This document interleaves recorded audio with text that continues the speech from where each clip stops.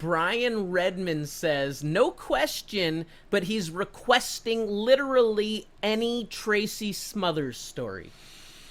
Man, so Tracy was the greatest. I've known Tracy since I was young, in middle school, even before high school. But then I got to know him after I quit in '95. Me and Jeff walked in your house in '95. I went to Memphis. After Memphis, I'd worked in Memphis for a while. I went to Germany. When I came back to Germany, I went back to Memphis, and Tracy was working there, and it was like a Smoky Mountain kind of USWA invasion kind of deal going back and forth.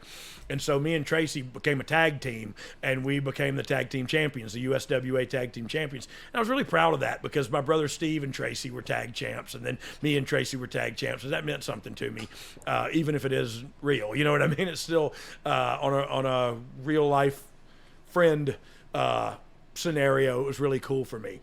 What was really cool about Tracy at that time was he had already calmed down. He had already been through his indestructible, I'll fight anybody, and you know what I mean, I dare you to say anything to me.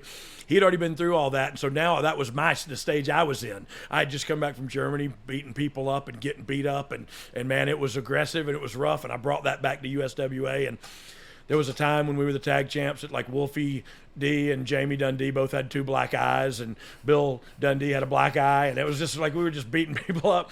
But like I just thought I was indestructible, and I just got in the business, and I was young and hungry and wanted to fight, and didn't know you didn't have to do it that way.